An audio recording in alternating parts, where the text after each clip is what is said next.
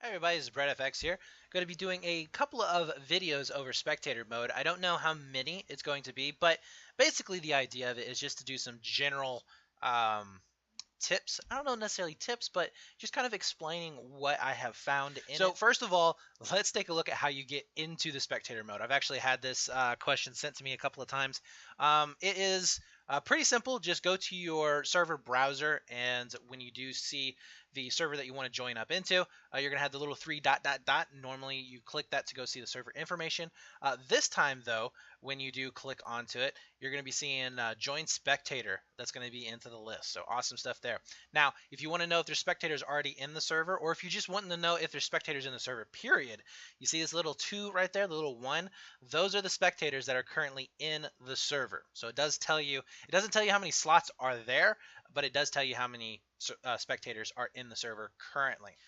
All right, so let's go ahead and get into a server. What would be a good one? Let's go ahead and check out Scar. So we're going to join as spectator, and we'll see here in just a bit in the server itself. All right, guys, so we're going to go over the options real quick in the menus. It's not going to be a very long video, hopefully not more than about 7 minutes long or so. Very, very simple. We're not going to get into the details of the cameras too much, just more so about what the option panels consist of.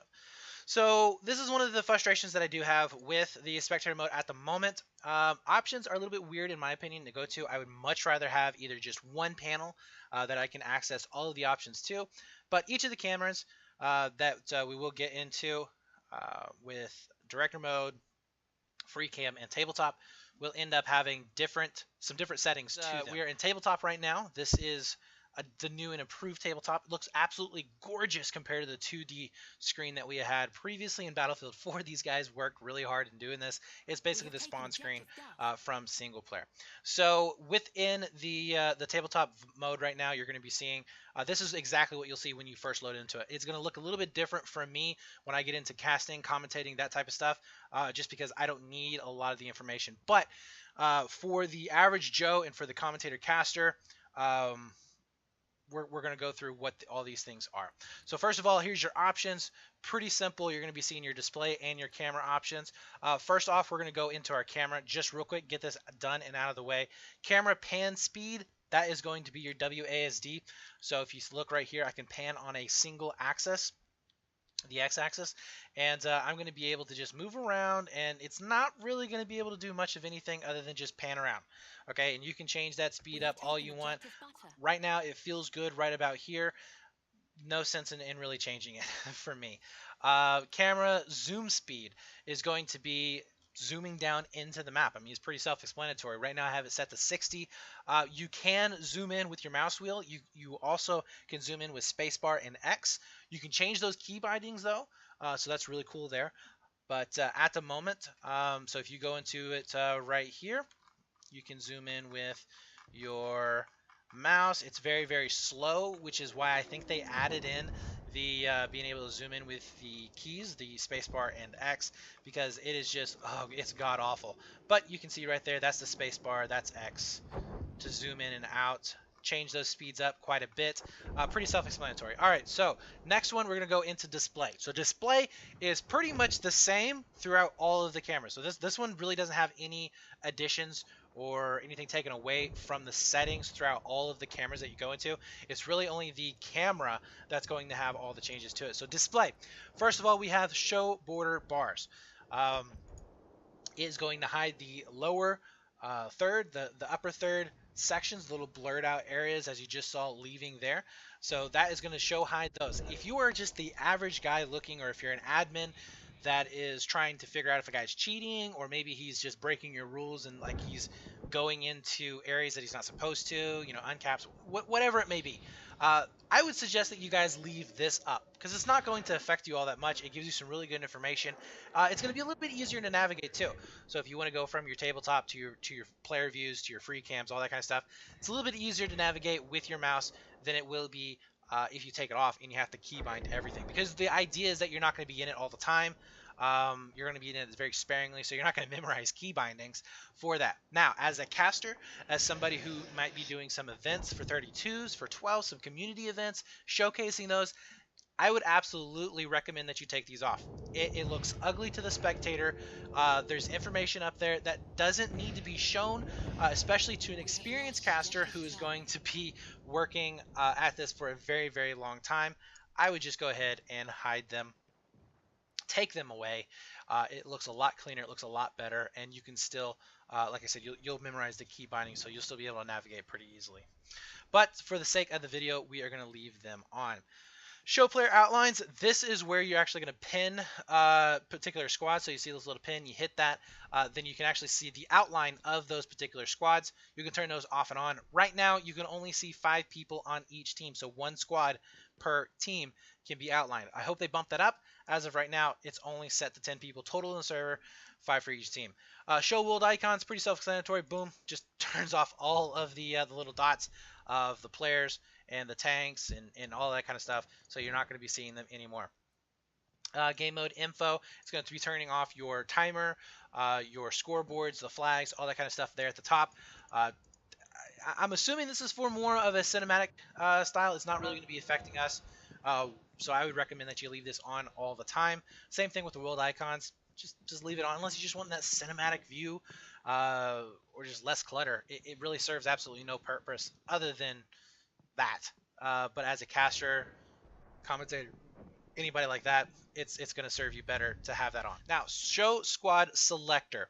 So right now we have it on show always, and I would recommend that if you are just the average guy looking, you leave this on all the time. It's going to make it a little bit easier navigating 2 particular squads. Maybe one is doing really good and you want to go check that out. Unfortunately, there's no ranking system for squads like there was in Battlefield 4, where you can see KD and score and highlight them very, very easily through that way. Hopefully they're going to be changing that up, adding something in there like that, because that was a really cool aspect of it, especially. So we're going to go ahead and hide that right now. Now, here's the thing that I do want to point out. If you have your show squad selector hidden, set to hide, and you do have your border bars up, it will show as this. And you can turn these on and off by hitting the plus and minus sign. Okay? So nothing too crazy there. But if you turn off your border bars, you will not be able to access them. So remember that. If you want to have your squad list up and you turn off your border bars, you're either going to have to hotkey this, or you're going to have to turn it to show always. Now, if you have it to show, I'm not too sure why it's on to show, because I haven't really seen it like pop up randomly. But have it on show always. It will allow you to access them and click around on all this other kind of stuff. All right, so you're going to be having your squad selector, like I said, show always. It'll be a lot better to have in that situation. First person HUD on all the time. That's, I mean, it's like I said, pretty self-explanatory. It's your first person HUD. All of your lower third stuff right here. So your inventory, your squad, your mini map, all that kind of stuff. That is your first person HUD. You can turn that on and off right there. Okay, so next, we do have our show player card. This is for third person. So if you're going into a particular vehicle. Okay, so if you're wondering why I'm clicking, or I'm having my mouse cursor over here, just real quick off on a tangent, cannot select anything when you're in the options menu. This is one thing that I wish that they would turn off. If I click on out, it would just automatically close the option tab, but that's not the case. You have to actually go over to the options, close it, come back in, select your vehicle. So this is the first person view. If we want to go to third, then bada boosh, it's I believe F3. And as you can see right here, has all of the really cool and awesome information for your player card. There's your kills, your deaths, your points. It shows you the kit that they have. So right now, this is the tank kit that the guy is using. So if you're and then last but not least, you do have the closest player death transition. So this is definitely new to Battlefield 1. I absolutely love this idea. So before, it would really don't know what the algorithm or what decided to change to different players in Battlefield 4, but this time you can actually select it to click on the or select the closest player. So we'll go ahead. Really awesome tool if you just want to stay in the action and you want like a really crazy action like you're seeing here, and not wanting to do much in terms of selecting what player to view. If you just want to kind of sit back, relax, and watch the carnage unfold, there you go.